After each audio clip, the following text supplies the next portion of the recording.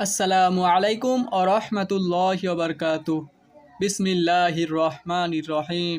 আজ আমরা আলোচনা করব ইসলামের যুদ্ধনীতি।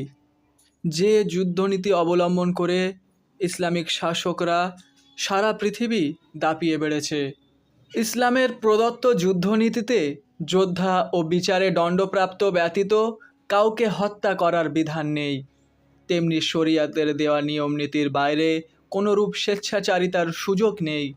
যেমন হজরত সুলাইমান বিন বুরাইদা রাজিয়াল্লাহু আনহু তার পিতা হতে বর্ণনা করেন, রাসূলুল্লাহ সাল্লাল্লাহু আলাইহি ওয়াসাল্লাম যখন কোনো বড় কিংবা ছোট সেনাদলের উপর কাউকে আমির নিযুক্ত করতেন, তখন তাকে বিশেষভাবে আল্লাহকে ভয় করে চলার এবং তার সঙ্গী মুসলমানদের সাথে উত্তম ব্যবহার করার উপদেশ দিতেন। অতঃপর বলতেন, আল্লাহর নামে আল্লাহর রাস্তায় যুদ্ধে গমন করো এবং যারা আল্লাহর সাথে কুফরি করে তাদের সাথে যুদ্ধ করো। সাবধান, জিহাদ করো, কিন্তু গনিমতের মালে খেয়ানত করো না, চুক্তি ভঙ্গ করো না, নিহতদের অঙ্গহানি করো না, কোনো শিশুকে হত্যা করো না। কাফেরদের মোকাবিলায় তুমি তাদেরকে তিনটি কথার প্রতি আহ্বান জানাবে।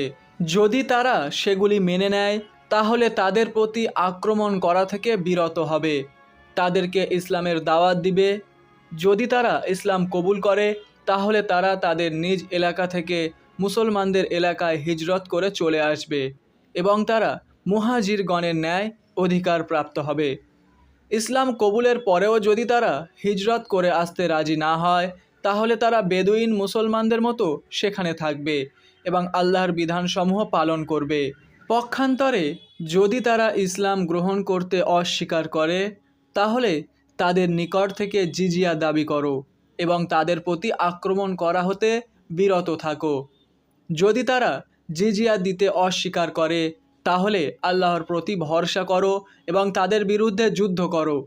আর যদি তুমি কোনো দুর্গ অবরোধ করো আর তারা তোমাদের সাথে চুক্তিতে আবদ্ধ হতে চায় তাহলে তোমরা নিজ দায়িত্বে তাদের সাথে চুক্তিবদ্ধ হতে পারো।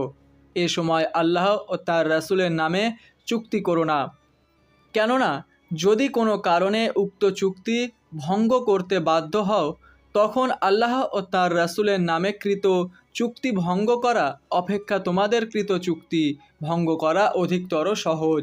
রাসূলুল্লাহ সাল্লাল্লাহু আলাইহি ওয়াসাল্লাম ইরশাদ করেন, যদি কোনো ব্যক্তি কোনো চুক্তিবদ্ধ ব্যক্তিকে অর্থাৎ রাষ্ট্রের অনুগত কোনো অমুসলিম ব্যক্তিকে হত্যা করে তবে সে জান্নাতের সুগন্ধিও পাবে না, অথচ তার সুগন্ধি 40 বছরের দূরত্ব হতে লাভ করা যাবে। রাসূলুল্লাহ সাল্লাল্লাহু আলাইহি ওয়াসাল্লাম মানুষকে পুড়িয়ে হত্যা করা নিষিদ্ধ করে বলেন, আগুন দ্বারা কেউ শাস্তি দিতে পারে না আল্লাহ ব্যতীত। তিনি আরও বলেন, তোমরা আল্লাহর শাস্তি দ্বারা শাস্তি প্রদান করো না। বিদায় হজের ভাষণে রাসূলুল্লাহ সাল্লাল্লাহু আলাইহি ওয়াসাল্লাম বলেন, তোমাদের রক্ত, তোমাদের ধন সম্পদ ও তোমাদের ইজ্জত পরস্পরের উপরে এমনভাবে হারাম যেমন এই দিন, এই শহর ও এই মাস তোমাদের জন্য হারাম।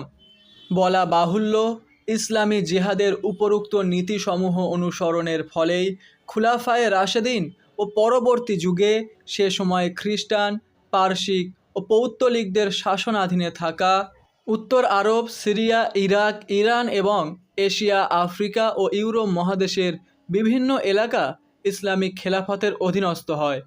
বস্তুত একমাত্র ইসলামিক খেলাফতের অধীনেই রয়েছে মুসলিম অমুসলিম সকল নাগরিকের জান, মাল ও ইজ্জতের নিশ্চয়তা।